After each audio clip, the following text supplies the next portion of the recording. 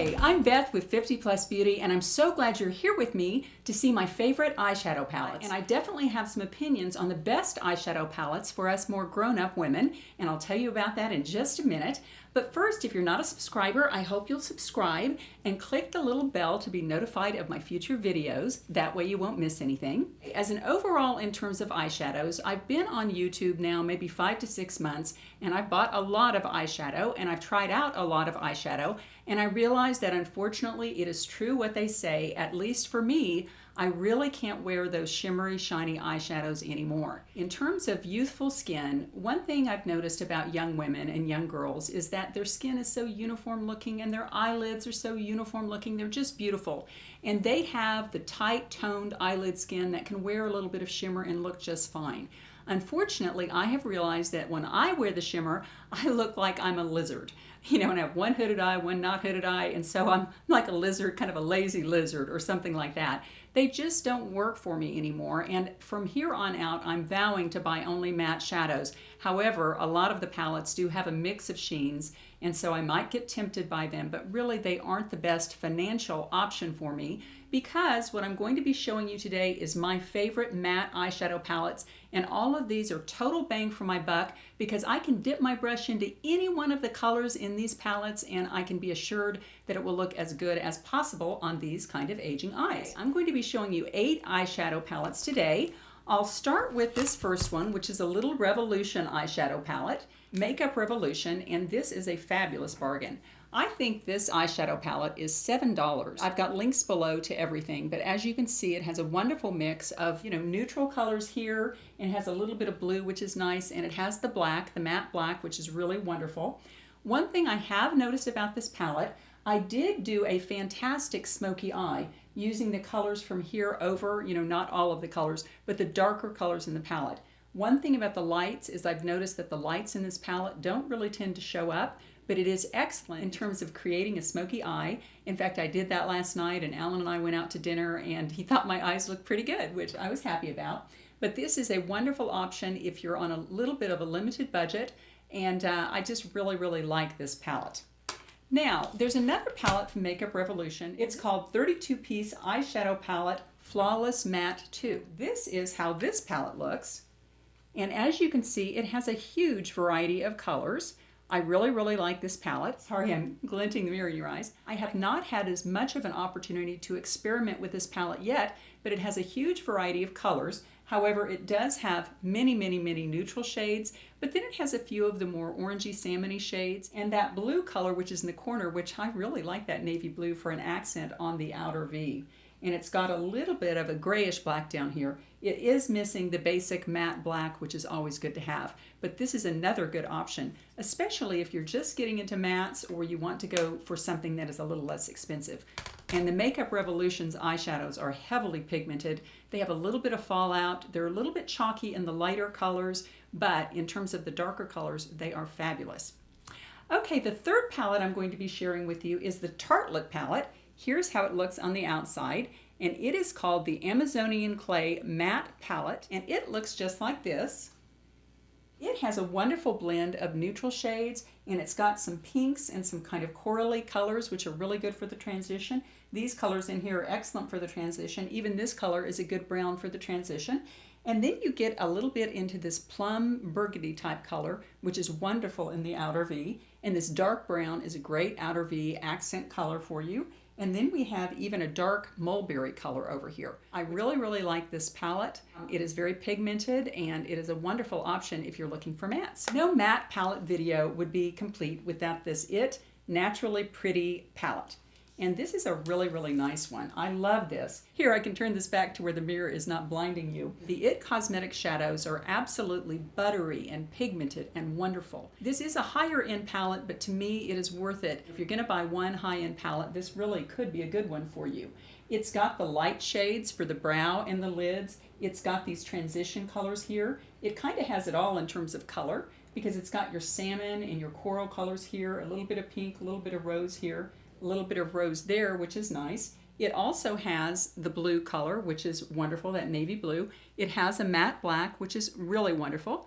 And the thing that I really like about this palette, it gives you the option to add a little shimmer to any of these colors, with this, they call it the transforming shade, which is right here. And that is just a little bit of a sparkly color. I don't know if you can see that. You can't see the sparkles, but I did use this the other day and it was absolutely wonderful. I did a whole matte eye and then just added a little bit of sparkle right in the middle of the lid and a little bit on the inner corner. For me, the inner corner is a little bit dangerous because I have these fat pads that are coming down on the inside.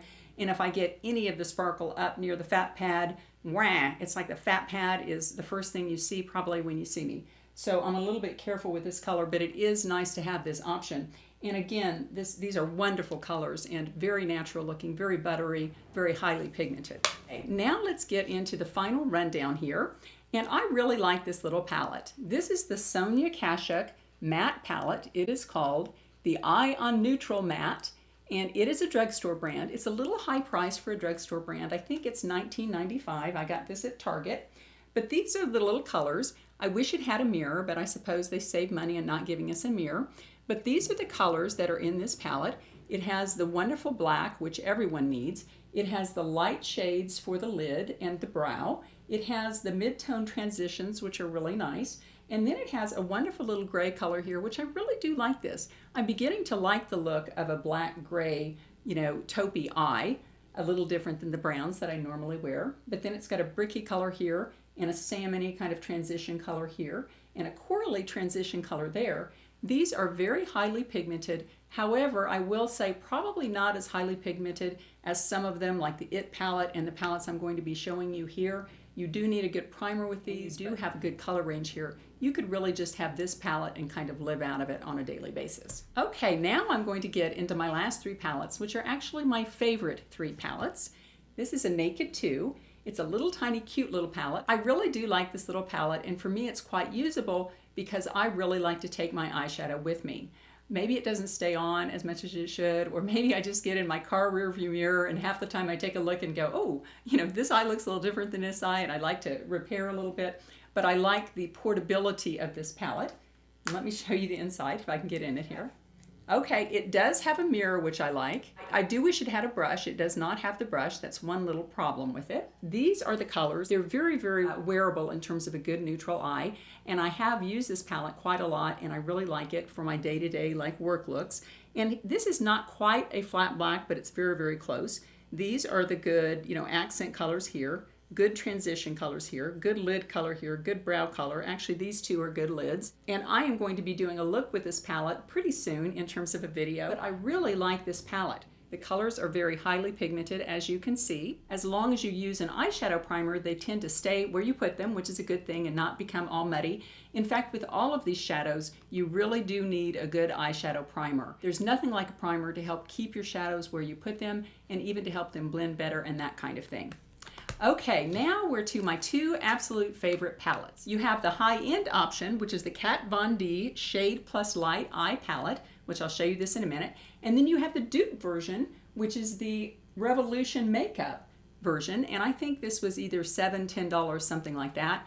And I think this one may be around $40, $45. But you do have a choice here, and these palettes are very, very, very, very similar. The look that I'm wearing right now is the Shade and Light palette. However, right before the video started, I felt like maybe the light lid colors weren't dark enough, and so I darkened up those lid colors with this palette because I think especially the light colors in this palette are very, very highly pigmented, maybe more highly pigmented than these in the Kat Von D. So I'll show you both of these palettes. Now this is the Shade and Light palette. It has a very good mirror, which is going to blind you here. I'm going to shield the mirror with the Revolution dupe. It's useful for me there. It has some wonderful colors in it. They're all mattes, of course. It has the black, which everybody needs. Also, I like the way this palette is laid out. If you look here, you have a quad here, which shows you exactly what you need to do in terms of a quad. A little more dramatic quad here, and an even more dramatic quad here, which has this little burgundy color, which I did use for this look. I used this color in the transition.